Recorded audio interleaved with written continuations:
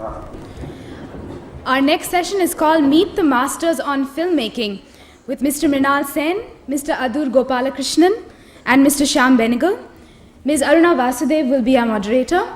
As you all know, she is the founder-editor of Cinemaya, the founder-director of Cinefan Films, Film Festival, as well as a PSBT trustee. I now hand it over to her.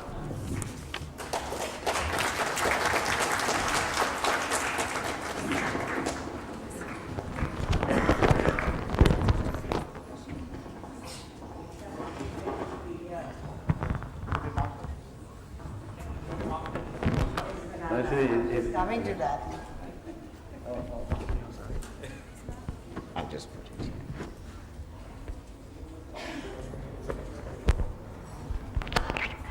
Now that we've got the technology taken care of, we can start again. And I was just saying how honored and pleased I am to be here with the masters. Two of them have won the Dadasaheb Phalke Award, and I'm sure the third one is about to happen also. As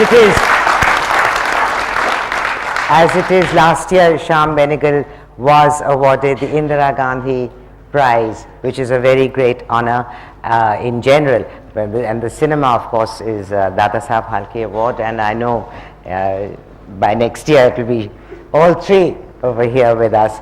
It's I don't think I need to introduce any one of these three very eminent people we have on the stage with us, and I think it's a great achievement by the PSBT to have all of them on the board and here today. So without any further ado, I would like to start by asking Adur first.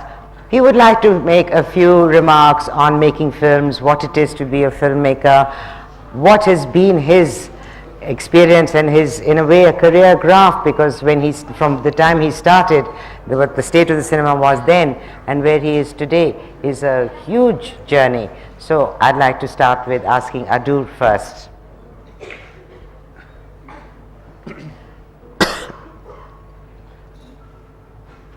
Well, it is.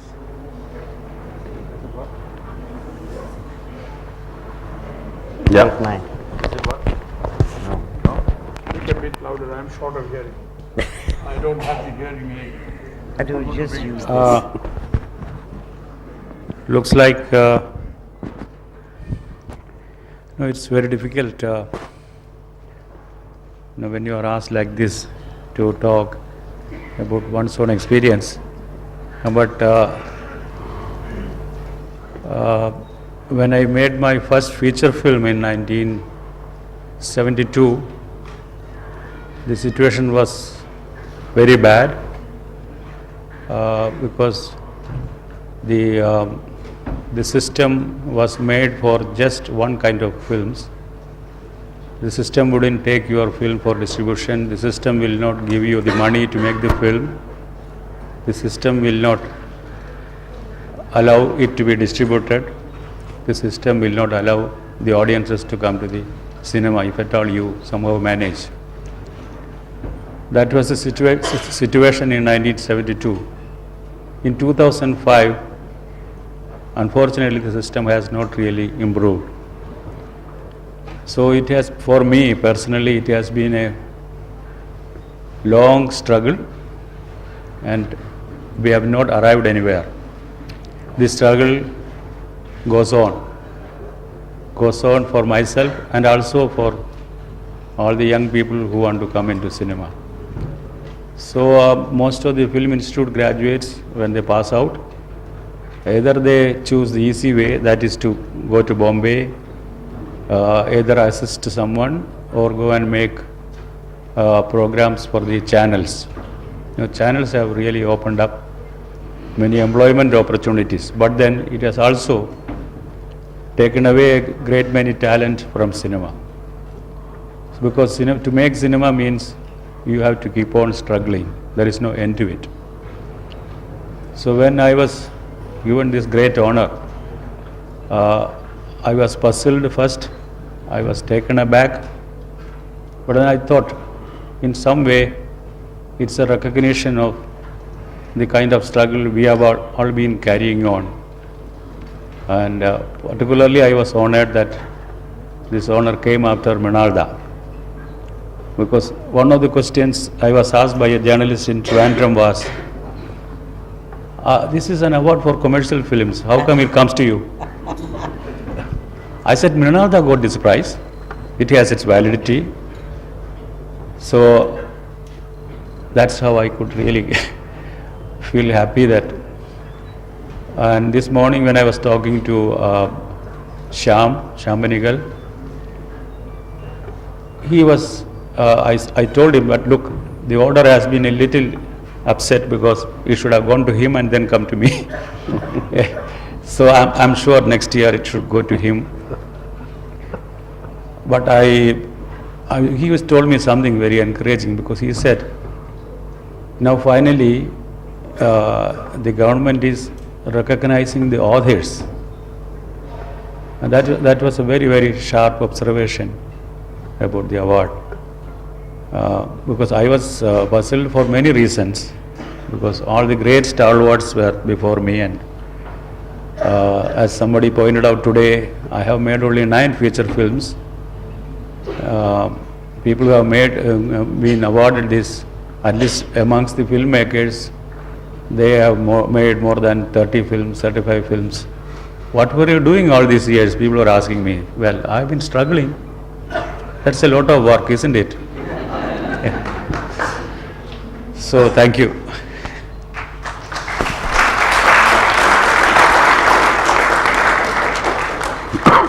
As you can see, Adur is extremely modest about his achievements. So I would like to tell you that when he graduated from the film school and went from FTI and went back to Kerala, there was almost no serious cinema being made at all in Kerala, and it was really a struggle when he set up a cooperative and really struggled to make his very first film, which now is become part of the history of Indian cinema and one of the landmark films of the start of the Indian New Wave, which in fact actually, if you can give it a date, would be 1969 when Mrinalda made Bhuvan Shom.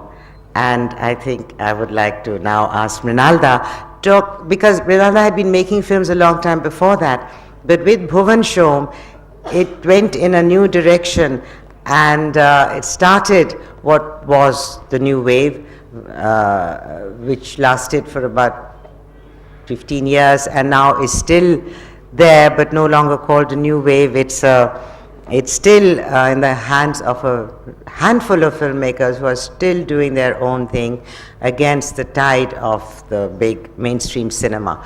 Last Mrinalda, about Bhuvan Shom in 1969 and how you changed your whole approach to cinema and started something that is so important in our history. No, you don't. What? No. Can you hear me? Okay. We started with Dadasaheb Phalke Award. I thought it would be all about Phalke.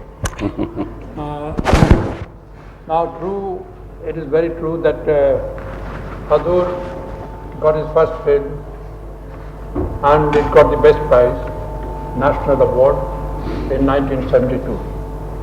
And that was the year when I got second prize.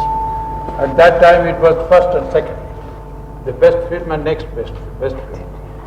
And Adur got the first prize and I got the next prize. That was Calcutta 71.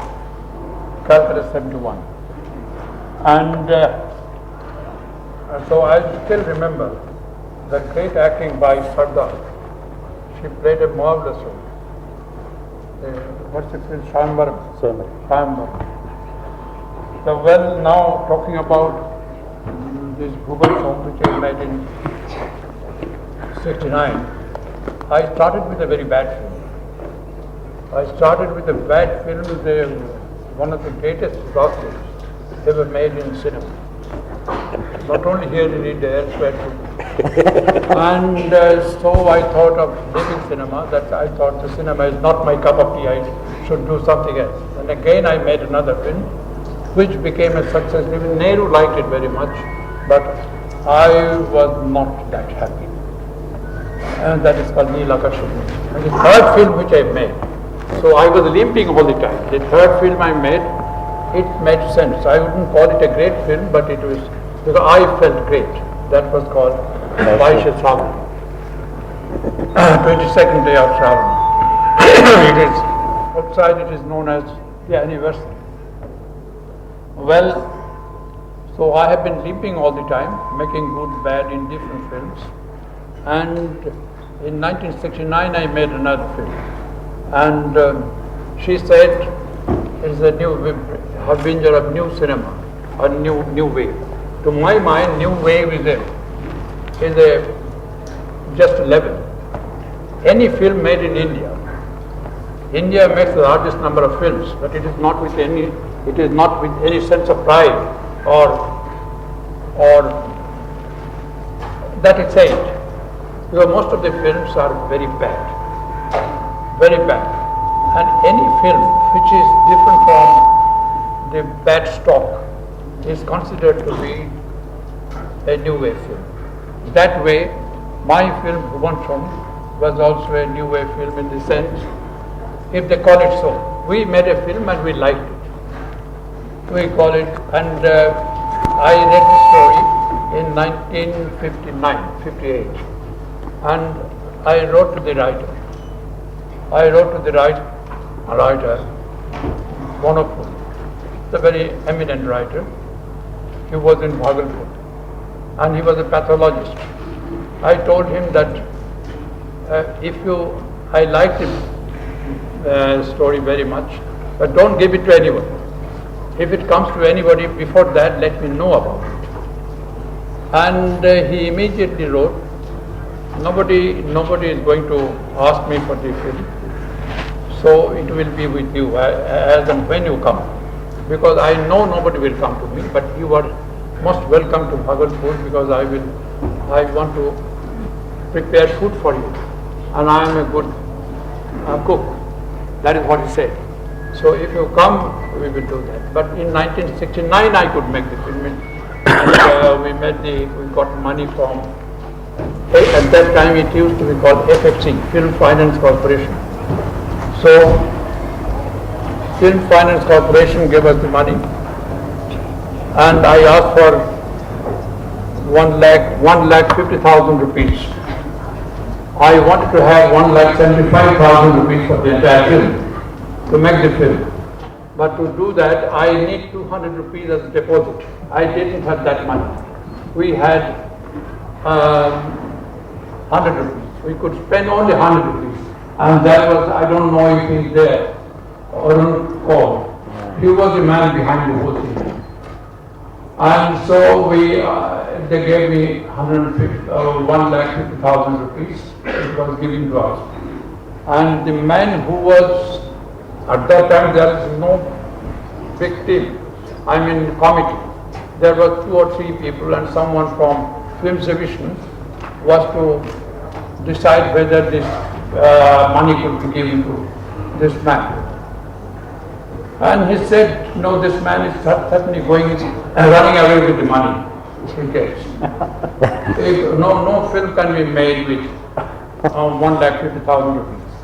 B, this is number A. And B is, you can at most make a sequence of a film. You can't make a full feature film with that. How can I do that? And these are the questions said to me.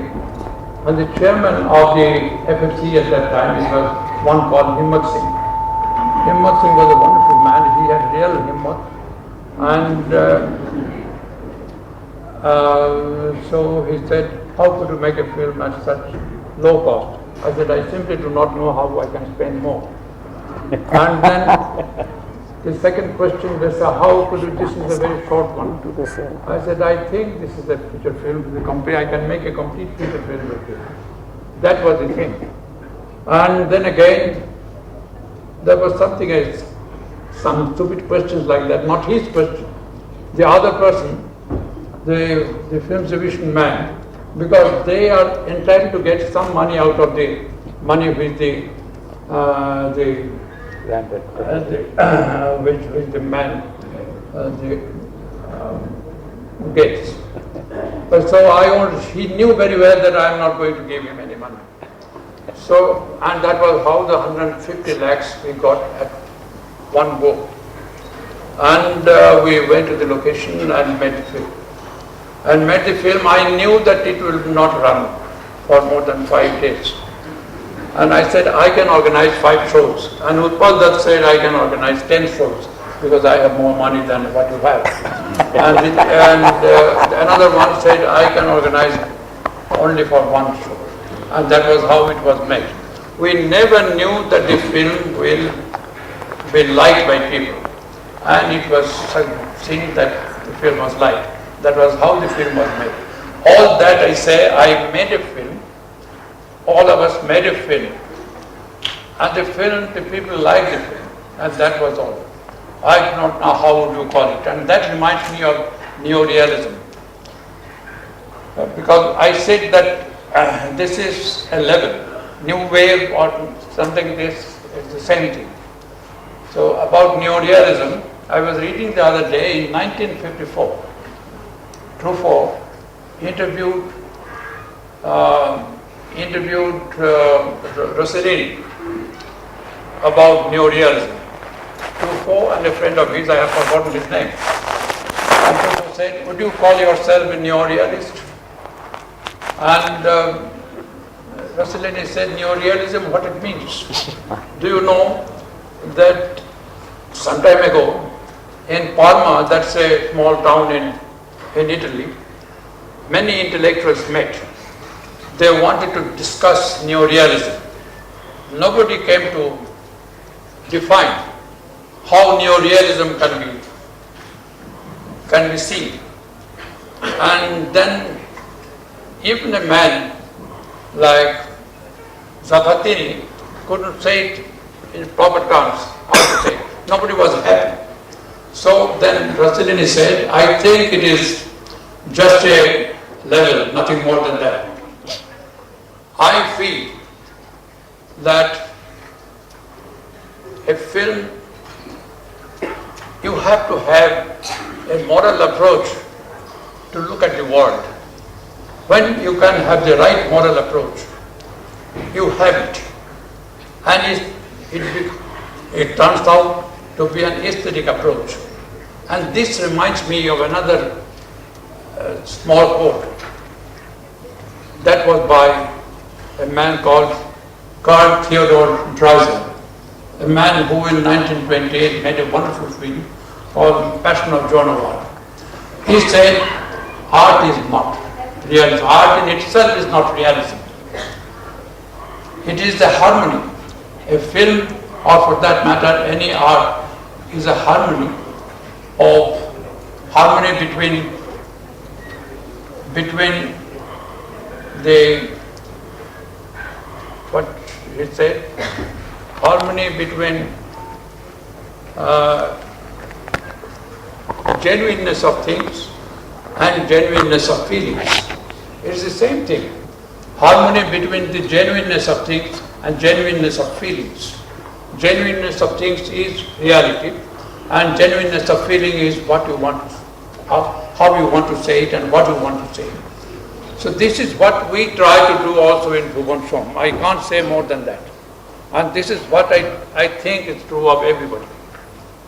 And about Sham being left out, well, it is also very simple. I started making long back, and that was a very, very bad film.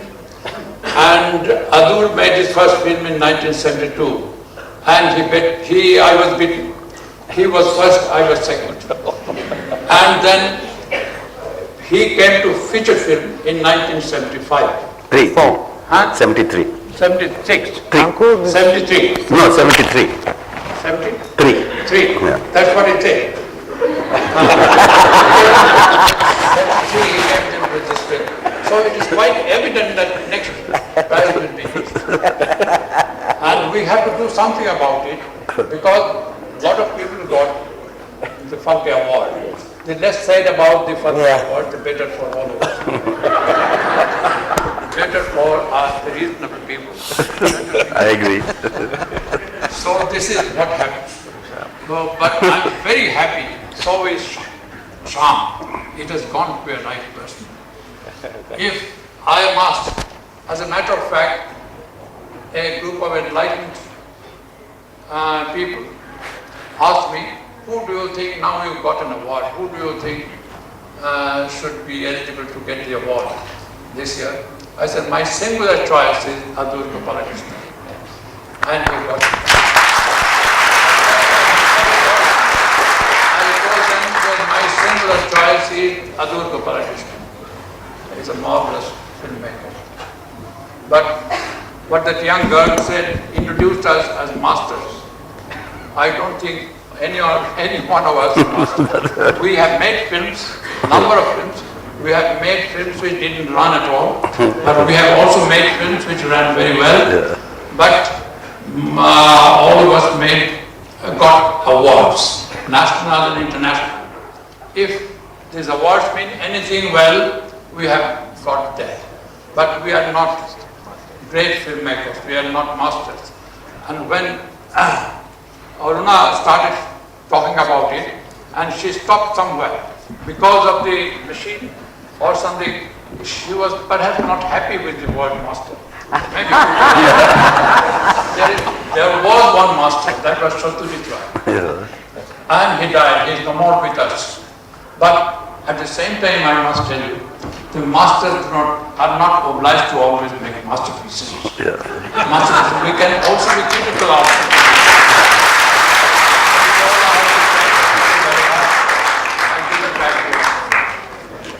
Don't ask me any question, I am a little short of hearing. And that is why I forgot to bring my hearing aid this morning when I came from Calcutta.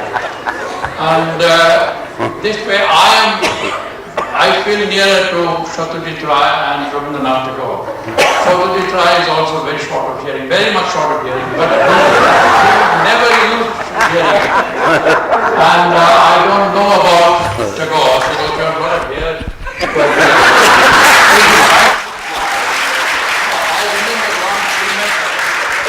I remember one filmmaker who was the youngest brother of Onapul, who wrote this, the Bhuvanshon. Bhuvanshon, the Onapul, that is the pseudonym, and Onapul knew Tagore very well, and he brought his brother, youngest brother, Aurobindo Mukherjee. He is a filmmaker now, here in Calcutta. He's perhaps a couple of years older than me, he doesn't make films anymore. And he makes usual kind of films. And he studied at Shantiniketan. And he came there. And he asked the secretary to organize a meeting between him and Tagore. I said, you have just come. So you will know him very well. Well, no, I must meet Gurudev right now. So one day the secretary told Rabindranath that Bonapul's Balai is the nickname of Bonapul, Balai Mukhopadhyay. The Balai's brother is here, so he wants to meet you. They called him one day.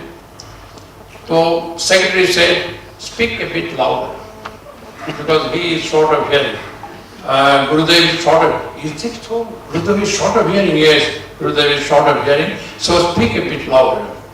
And when he came one morning, and the secretary was also there, and he said, oh, you were Balai's brother Kanai.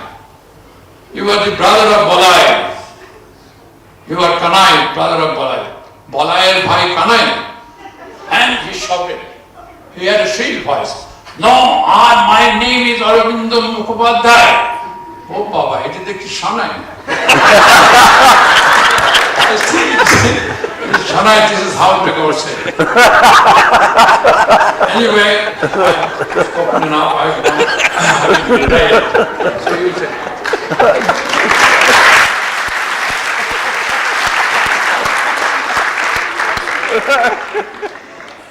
I think we've had an example here of how the best storytellers are filmmakers, and filmmakers are at heart basically storytellers, and Rinalda tops the list.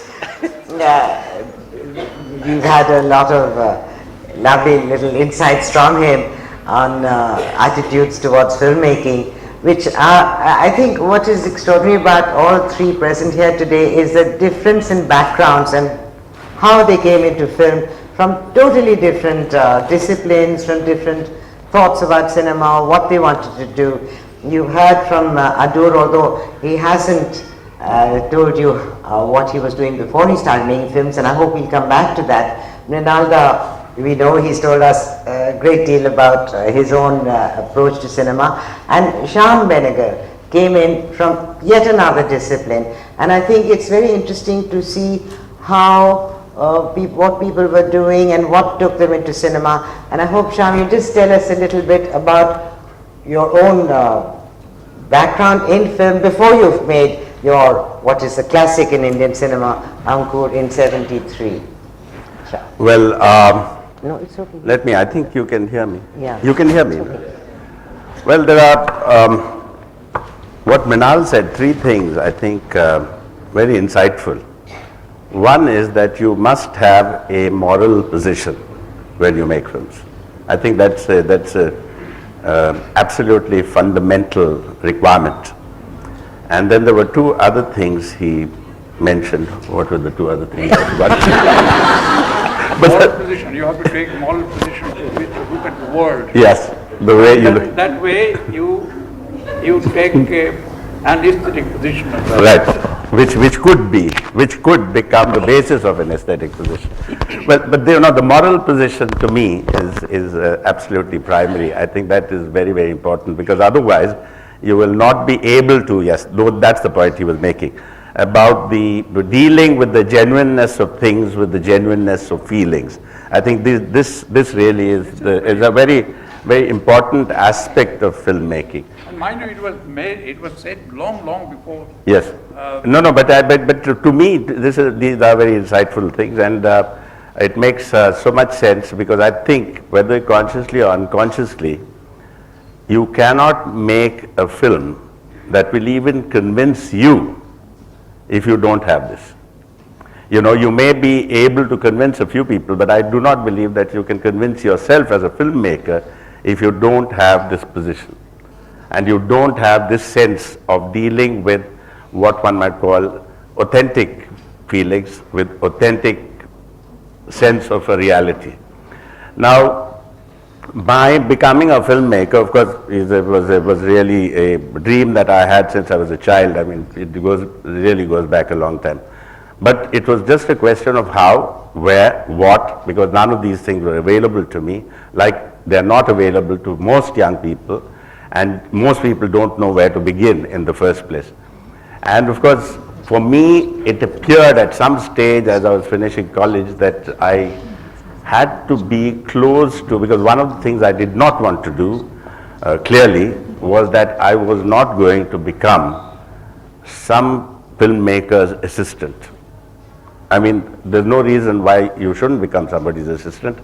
It was simply because I think at that time I felt like a lot of people felt, like I think the way Adur must have felt, or Mrinal must have also felt early in his career, that the kind of films that were being made around one were really not the kind of films one wanted to make.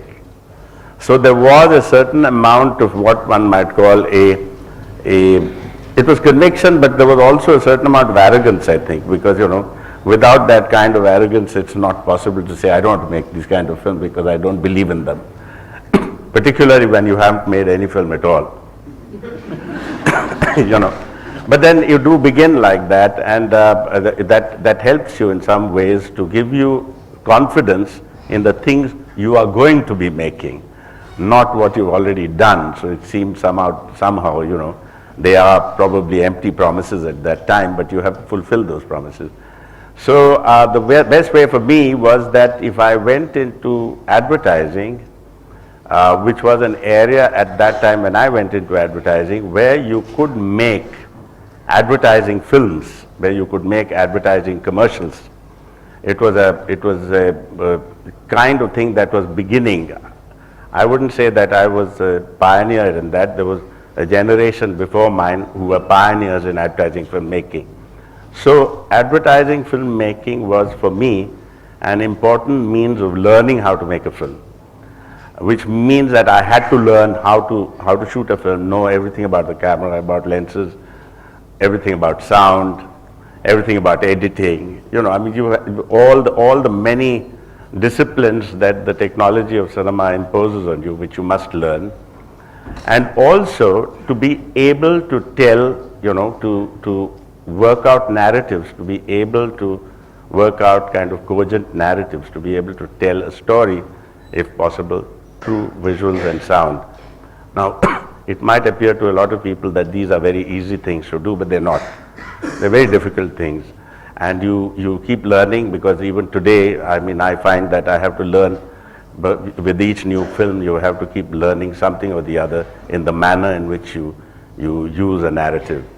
So that gave me the ability to understand how to make films. And of course, all this time it was very important that it was necessary to be watching as many films as you could, to be able to evaluate them, to be able to say, yes, I like this film for this particular reason. You know, it's not just a question of looking at a film and saying, I like this film, I don't like this film, like we normally do, but you had to go and you had to argue with yourself and discuss, even if you didn't have friends to discuss it with, what is it that film held, you know, what was it in that film that held you, that engaged you, that made its presence felt in your consciousness. All these various things. So that is an important part of learning. I think all of us have been through that, and you need to keep going through that all the time, because you have to have that kind of passion for films. Otherwise, I don't think anybody should really actually want to make films, because it's a very difficult life, it's a very tough life, as Adur has said, and particularly if you want to make the kind of films that you wish to make, which is not mimetic in character, which is not miming other people making films, which is not also simply, there's a very common saying about, oh, who is this filmmaker influenced by? Every filmmaker is influenced by everybody, and other filmmakers certainly. But there's a question of how do you internalize the influence? How, because all of it needs to get internalized, and when it comes out, it becomes yours. It comes in your voice, and the ability to get something in your own voice is one of the most difficult things to do in the cinema. One of the most difficult things to do, and so until I had a script which I had written when I was in college, but I went over and over that script, changing it every so often and frequently. And when I came to Bombay, because that's where I was going to be working, and I lived in Hyderabad, which was really at that time remote from the cinema. There was no film institute, so there was no way I could have joined any film institute to learn how to make films. I had a cousin who was making films, who has a huge posthumous reputation, but when he was living, being a cousin, it was easy for me to feel that he wasn't a great filmmaker, at that time. But the fact was that he is an extraordinary filmmaker. And that was? I go to that. I know. So he was a cousin of mine, and he said, why don't you come and work with me as an assistant? And of course, I wasn't going to do any such thing, because I didn't want to make films like he was making. That was something I didn't want to do. And I was really groping, but what suddenly in my own mind articulated for me the way I could probably make films according to my own lights was when I saw Pathe Panchali, because that was like an explosion in one's mind. It was an explosion in my mind, because I suddenly felt that this is the first time I'm looking at an Indian filmmaker who's making a film with no reference whatsoever to the film business as is being conducted in the country. It was so completely different from anything that you could possibly have seen, There were many people who were making very fascinating and interesting films, but they all were relating themselves to films. Satyajit Ray was relating himself not to films, he was relating himself to life. First of all, he was relating himself to life, and he was also doing something that to me has always been very interesting. And this was that, you know, an independent manner of expression, you know, within the world you create. This is a line that I am quoting from Tagore. Tagore used this expression when he wrote an essay on the cinema in 1929, in which he wrote this particular line saying that such a thing has never happened in Indian cinema, which is why it always has to look for its inspiration, in cinema outside of India. Because, and from there, it's always a question of making, either copying or adapting without looking at, you know, what is it that you really want to be doing. Not looking at that aspect at all, but always looking at some other thing. And so Tagore, I think, wrote this saying that, you know, why is it that nobody in India has come forward to make a film that is truly original, that belongs to this country, that has, I mean, that deals with stories that are part of this experience and not somebody else's experience. Now, when he said that in 1929, but in many ways he foretold the coming of Satyajit Ray in the middle of 1950s. And of course, soon after that came Ritik Ghatak and Mrinal Sen himself, because, you know, that was according to me, the triumvirate of that period that had held so much inspiration for people like me, and certainly I think to Adur, who came afterwards. We came 20 years later, of course, almost 2 decades afterwards. But so when I was redoing the script of Ankur, which I did maybe 30, 40 times in that period, and then I decided that I would try to find money to make this film. And it took me all of 13 years before I could find funding for this film. Because obviously when you're in Bombay, you are looking for finances from people who are involved in the business of filmmaking. And I couldn't find a single producer, not a single producer, who would be interested in backing this film. So finally, it so happened that the person who used to run a distribution company of advertising films, it was a company called Blaze, they used to, you know, distribute advertising films all over the country, and they had something like 2,000 to 3,000 theaters who they were connected with all over the country. And the gentleman who used to run it, he said, you know, I've been watching you, and you've been wanting to do this, I don't know, for goodness knows how long, and it doesn't appear that you are ever going to make this film unless I helped you. So I said, certainly, you know. So he said he would, and he was good as his word. He said, I only have a limited amount of money, and you go ahead and make this film if you want to. So which I did. And when he actually wrote out the check for the amount of money, which was again very small sum of money to make a film in those days, so I said, look, you may lose all this money. He said, listen, I'm a good enough businessman to know that you will become famous and I will become rich. Oh.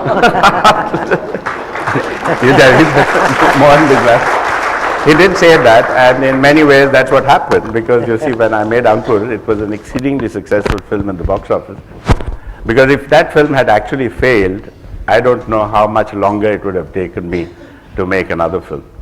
And of course, luckily that film worked. And you say Ankur was made in 73. Yes. I give you another chance. Yes, it was 73. So that is what happened, and then of course it was a constant.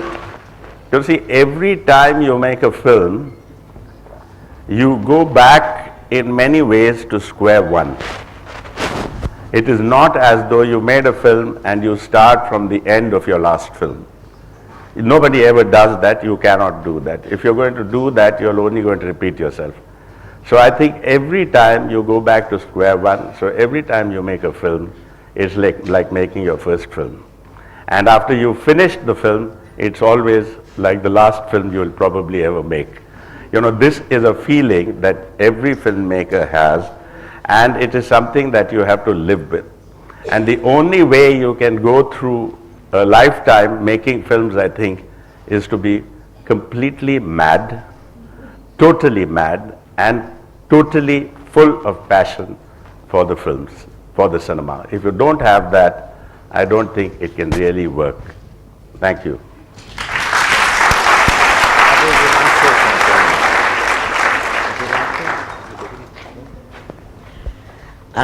We will have questions and answers, but before we do that, I would like to ask Adur to say a little more than what he did right in the beginning, because his story is also a very fascinating one, and everybody knows where Shyam Benegal is today, the kind of films he's making. Everyone knows where Mrinal Sen is today, and we certainly know now with where Adur is, but the beginning is less known, and I'd like to ask Adur to say just a little bit about his beginning, and then we'll have questions.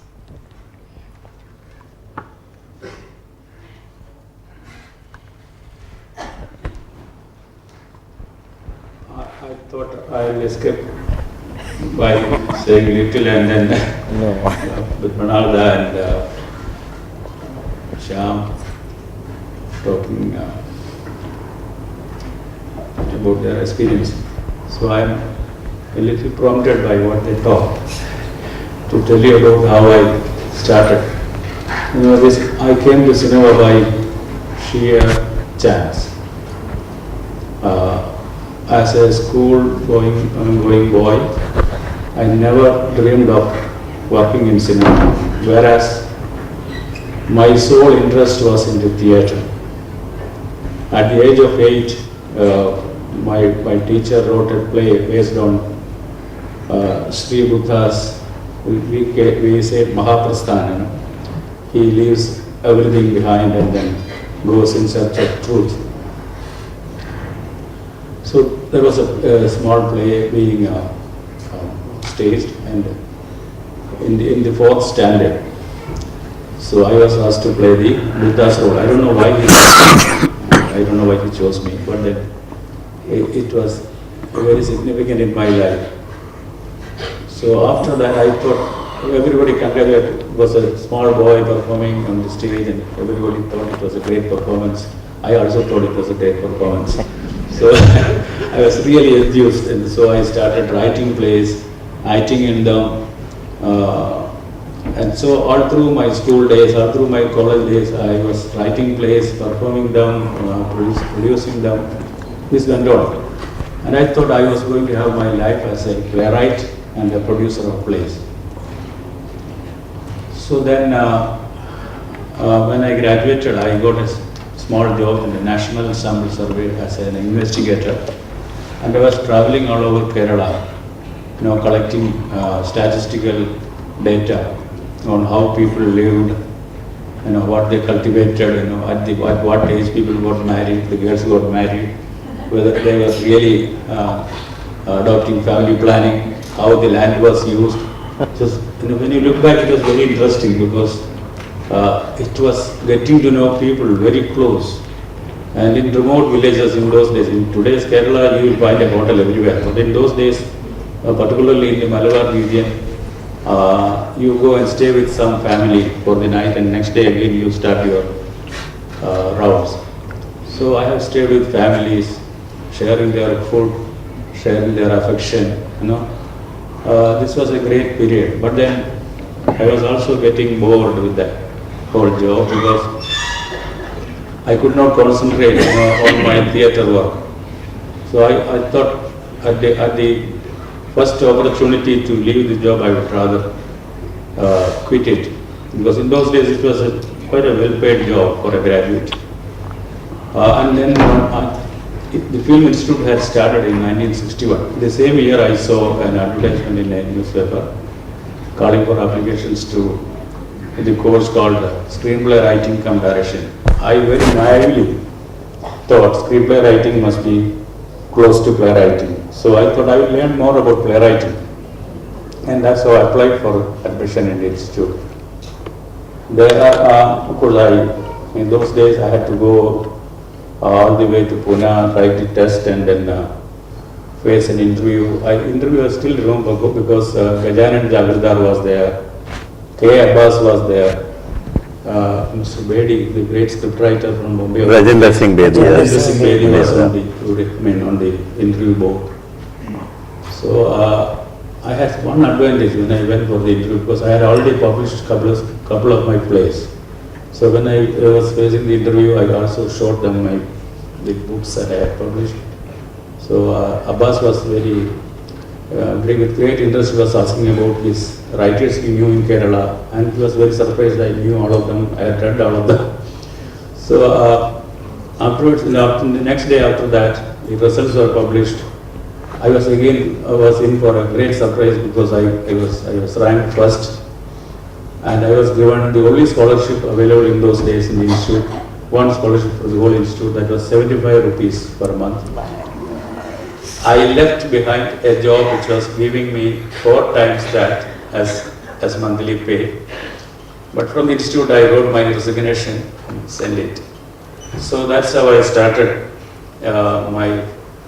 my familiarization with cinema, and for the first time. And in fact, even for the first year I was reading, all my leisure time I spent reading plays only.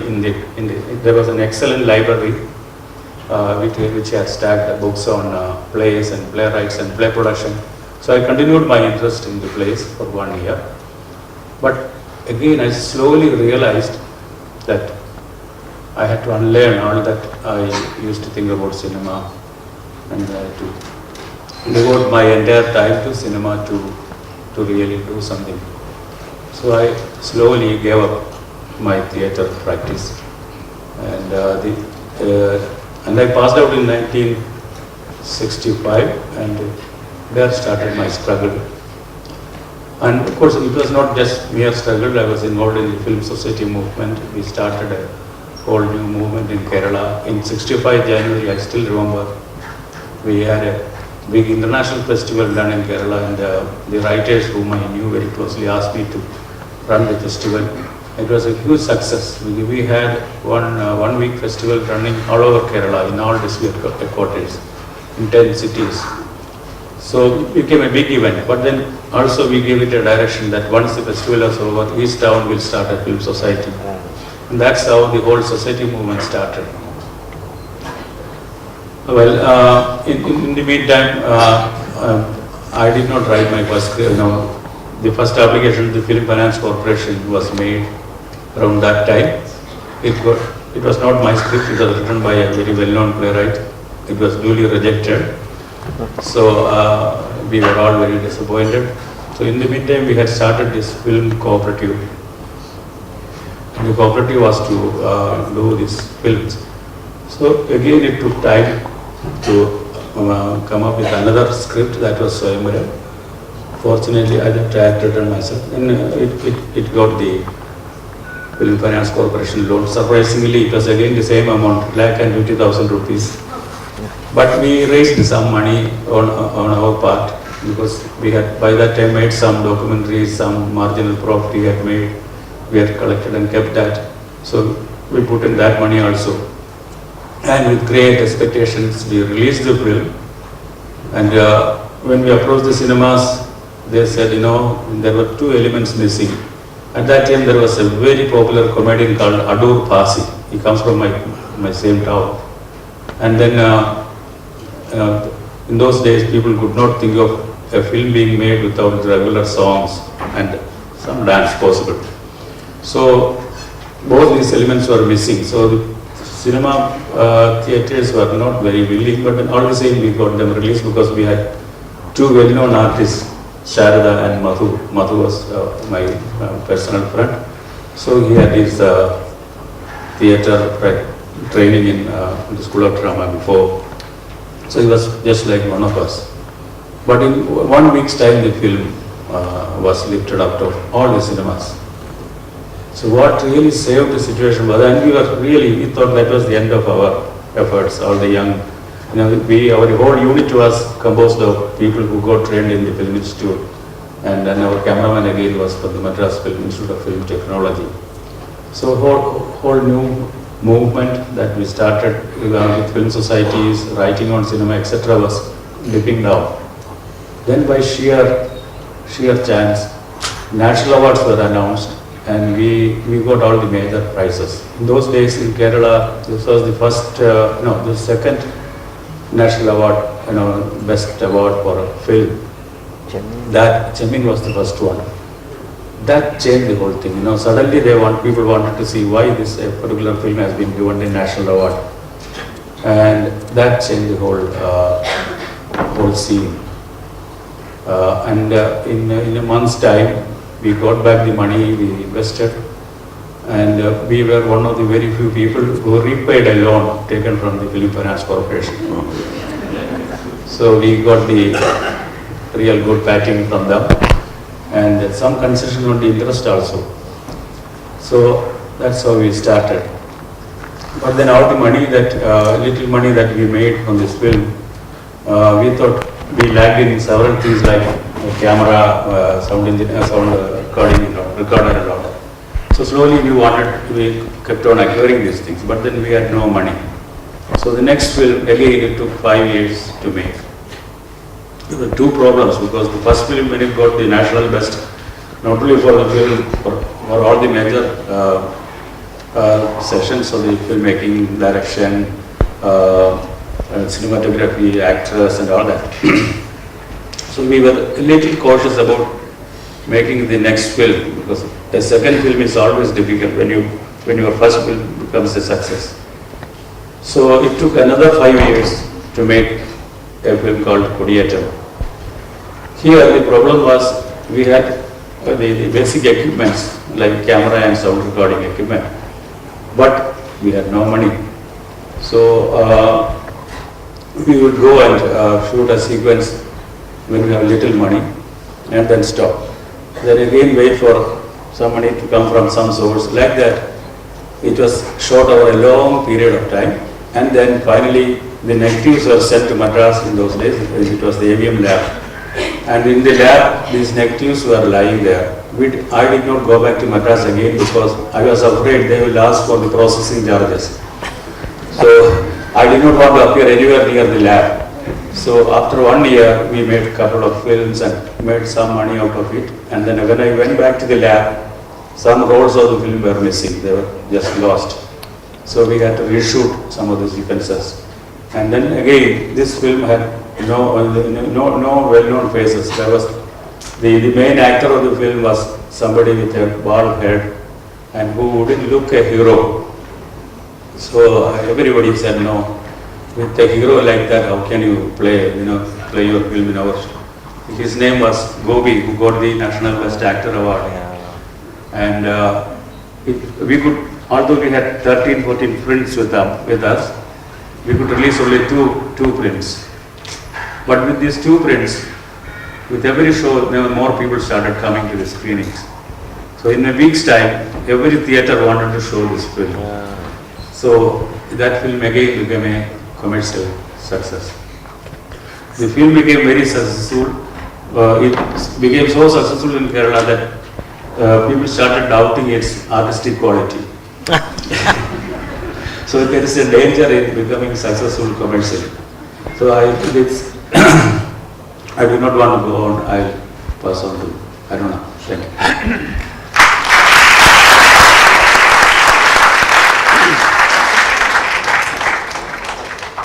Thank you, and I'm sorry to stop because all the stories actually are so fascinating, and I think we need more books also written so that they're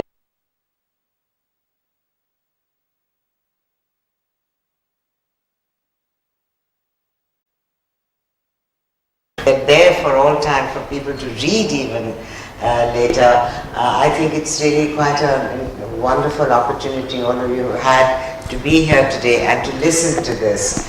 I would like to ask them to continue, but I think we will make a little time for questions and answers. I'm sure all of you have questions that you'd like to pose. Use this opportunity to do so.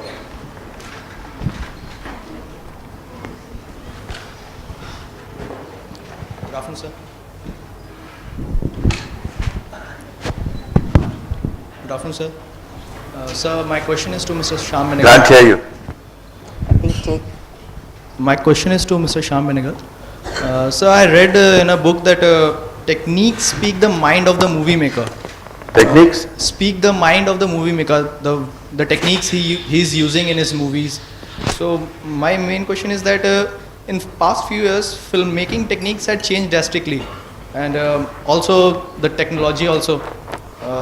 Different rules of filmmaking.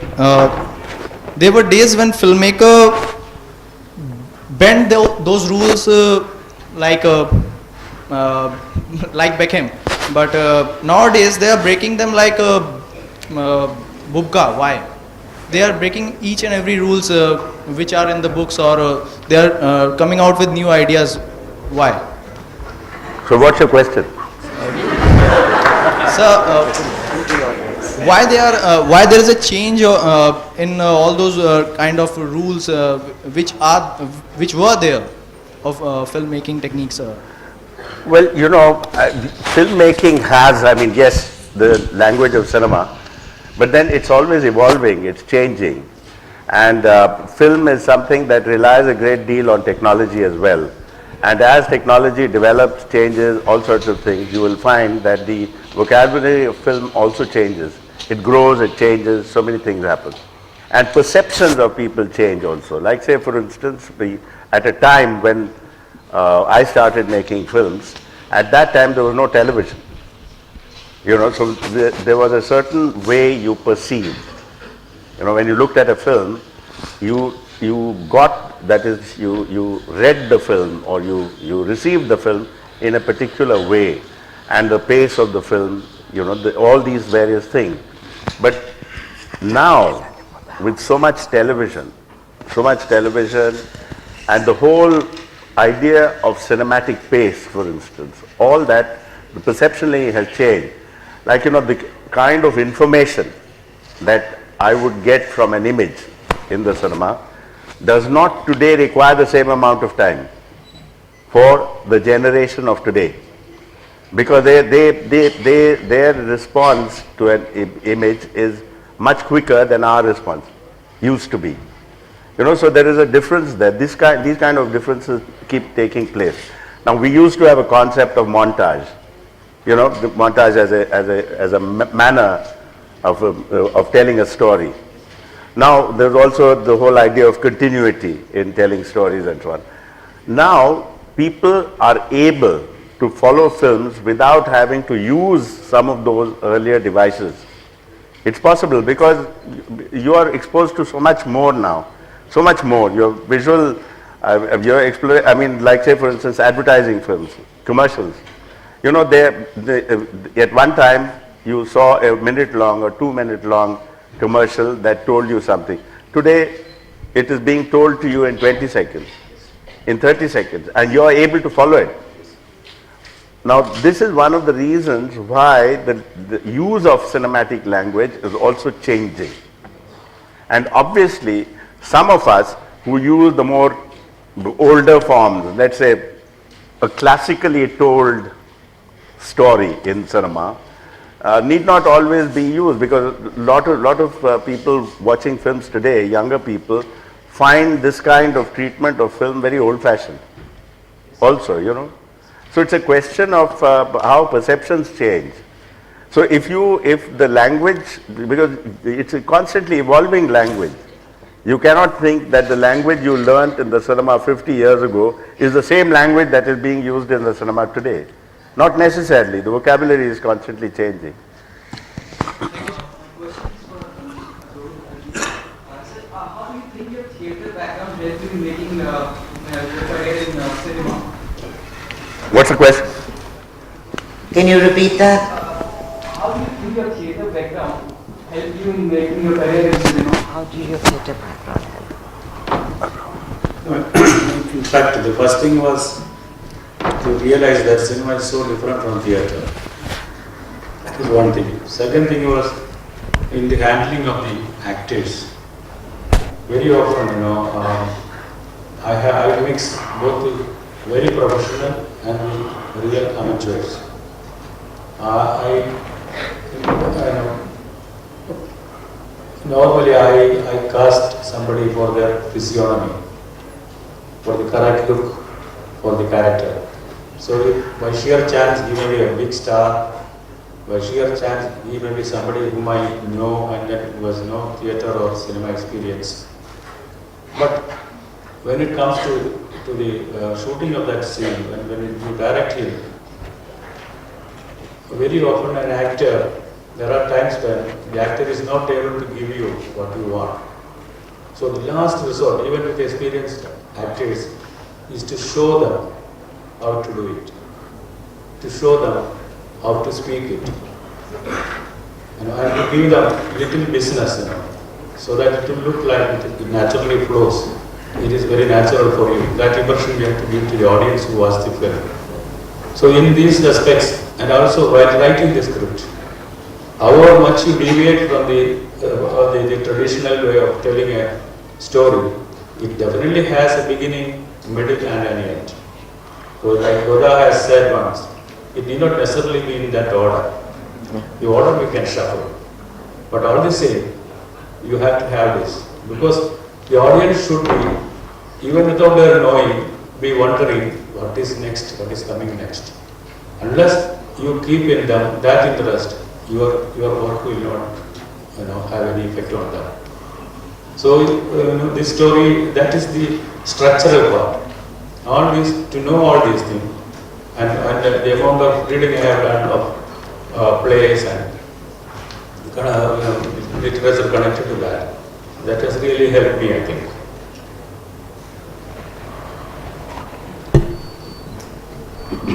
Yes. Very good afternoon to everybody. So my question is with Mr. Adurji. As you were telling about your beginning of filmmaking, you just now told us that when you made your first film and you expected to be a big hit, but unfortunately, according to you, it was dropped from the cinema halls within a week, and all of your team members along with you felt very depressed when it came out of the cinema within a week.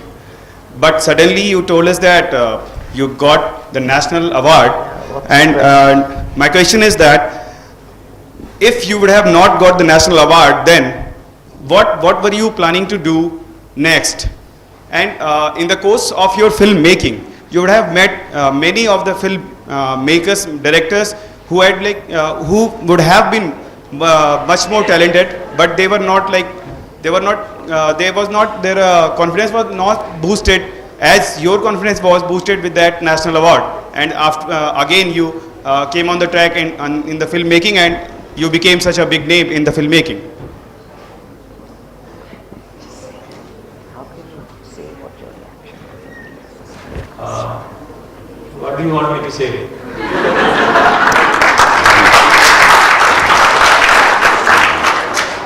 No, what if the film? No, if the film. If the Probably you want me to say about filmmaking? I couldn't have. yeah, I couldn't have, because unlike Manada or Shyam, this was my chosen profession. Manada would have been carrying on something else. Shyam would have, of course.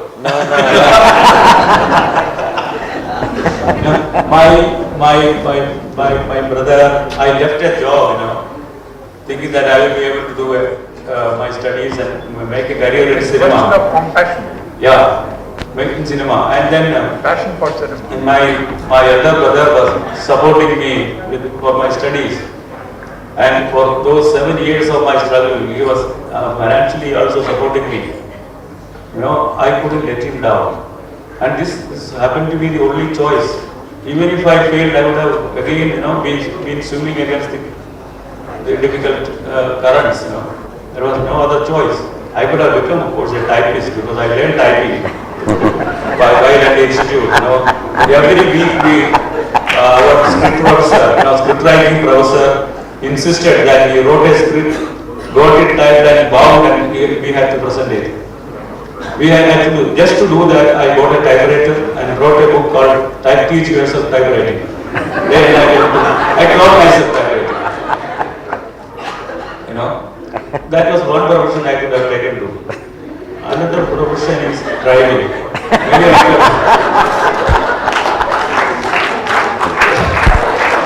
Maybe I could have taken to driving. Now I drive others first. So my question is to Mr. Adoor as well. I just want to know why there's so little being done to preserve good cinema in Kerala, sir. Because even Odisha is doing nothing to preserve John Abraham's films, for instance. And I don't know, is there any sort of encouragement to good cinema in Kerala? You'll have to say that again. Nobody got the question. Okay, sir. Slowly. I just wanted to know why there is so little done to preserve good cinema in Kerala. For instance, the Odessa Trust is doing really nothing to keep, the cinema of John Abraham, for instance, in Kerala. So why is it so? Why isn't Kerala doing preserve the No, actually, this happens, it is whose responsibility? So I don't know, is there anything we can do to sort of preserve this? Because there's absolutely no distribution happening and there's no accessibility to films of his and things like that. I am in no position to assure you that something will be preserved. You should ask this question to a minister or someone. Somebody who can take a policy decision that all important films will be preserved. Now as I told you in the beginning, I am a struggling filmmaker. Not now. Of course, I will continue to. Even I am struggling to answer you. Good afternoon, sir. This is Abhishek, and my question is for Mr. Shyam Benegal. My question is that in most of the movies, Louder. in most of the films, the screenplay is quite weak. What? And in most of the films that we see, and they flop, and we say that the screenplay was weak or the story was weak. So what are the elementary things that we can ensure that the screenplay comes out strong and we know for sure that the story is good? Are you asking me how you write a screenplay? Yeah. Is that what you're asking? But that's very difficult to answer just now. Okay. Because, how do you write a screenplay? You will need to What I want to it'll know take is that time. It's not an easy question to answer, but what you're saying is, how do you tell a good screenplay from a bad one? Is that what Yes, you're saying? that's what my point is. Well, that too, you need really to, it's not something that you can tell immediately. In terms of story, you can. Generally, in terms of a story, whether the story really holds interest for you or not, that you can tell. Anybody can. But it depends on what kind of a story you're telling, whether it's interesting universally or it's interesting only to a small group of people or whatever. So it's not a question of not being able to tell whether a story is well told or not. That anybody can make out. But how well a script is written, how well a screenplay is written, is something that you will need a certain amount of learning and understanding to be able to tell. I was just going to ask you, Rinalda, before I hand it. Okay. I have heard you all, and I feel that you with your understanding of cinema, solve your own conscience, and you prosper or perish. You have the possibilities of becoming both. Either you prosper or perish. I wish you all a very tough time. There is no sweet time for anyone. You have to have tough time. Take a lesson from me. I also do the same thing. Whenever I go to make my next film, and I feel this is going to be my funeral film, I won't be able to make any further film. But I have made films. Not that I have to beg, borrow and steal to make films. I have got producers to make films, and this is how it is done. And my films have seldom made a lot of money. That is what I say, that you keep on taking chances, and prosper or perish. You can prosper, you can perish. And it has been the case with everybody. And everything depends on how to learn cinema, how to do this. I can tell you some story. Long before I came to cinema was 1,000 miles away from me. A friend of mine, very ordinary boy, like me, he got involved in a bus accident. There were two buses, they had head-on collision in Calcutta. And the boy who was there, my friend, who was there in one bus, he had the front position, the front position, and he was deeply hurt, and he was immediately taken to hospital. After 2 days, he gained consciousness, and when he was in a position to speak, I asked him, what was the last thing you saw? I was very ordinary, a very ordinary boy with ordinary intelligence. And he said, what was your last feeling before I saw myself in the hospital? Now before that, as long as you were there, I remember I could see Baligand written on the coming, the advancing bus. Baligand is an area where the bus was heading to. And he said, I saw only Baligand. I could never realize that the word Baligand will be as big as the sky. I immediately realized this is perhaps what is called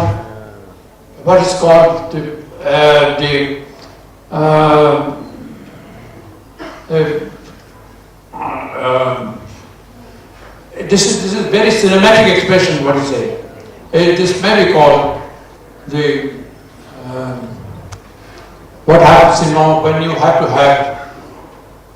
have the ferocity of the accident. You go in for a close-up. Perhaps this is what he meant was close-up. But close-up was not in his mind, close-up was not in me either. But this is what I felt. So that is why you have to take things take lessons from your own life and in the life around you. And that is how things grow. And you will also grow like that. And if you fail once, there is no, you mustn't feel frustrated. Because you can keep on making films again. You think of Adur, about his brother, what he did, and or you have to do it yourself. Or you leave cinema and do something else. As Adur suggested that I should do something else.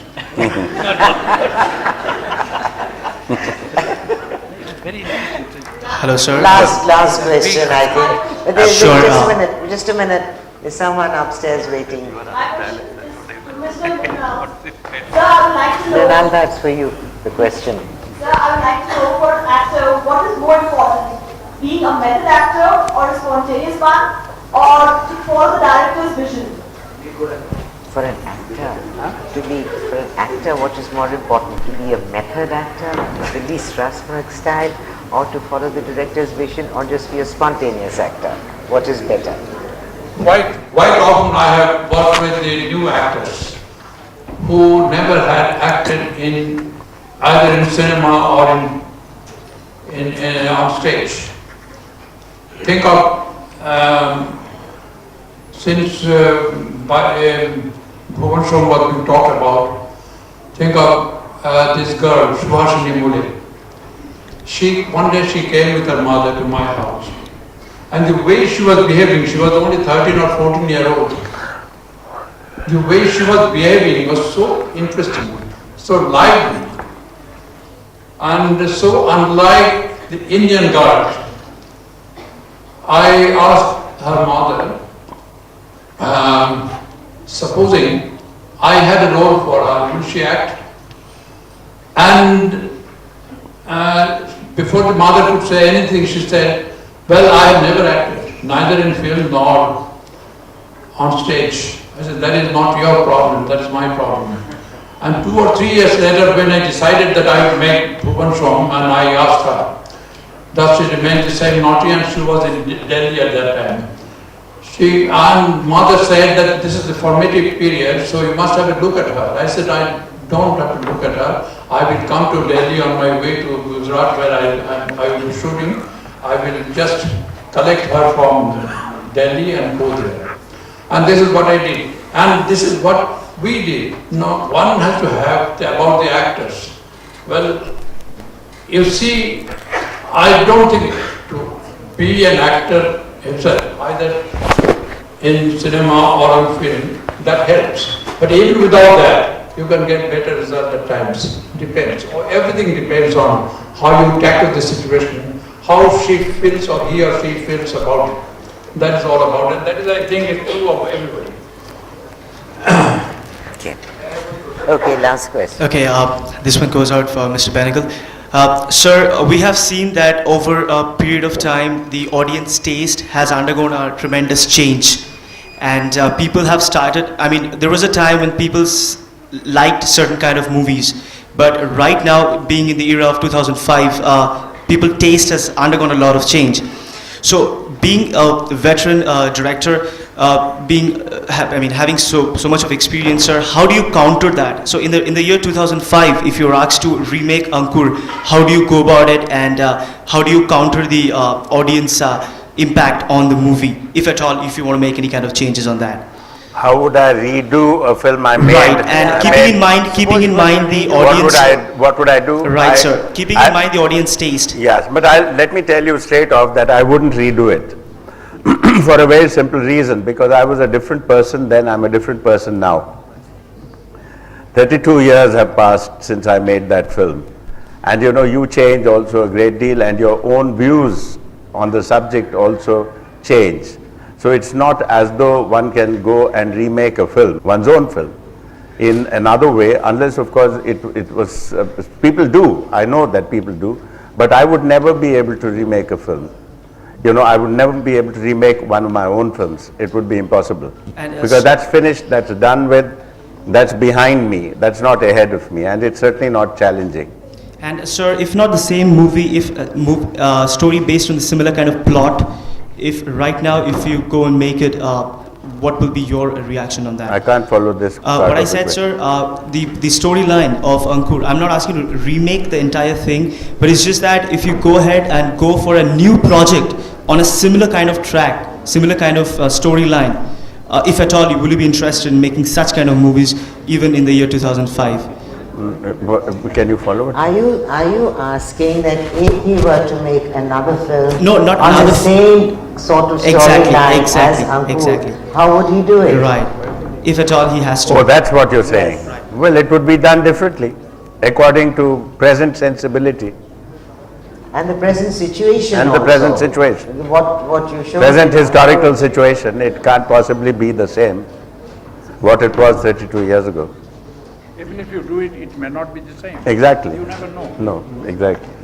I think he's also asking whether you would be even think about doing something like that 32 years later. Would you consider doing something on that lines? I don't think so. I think all right, really the last question, because I think there's a program waiting. Okay, last question.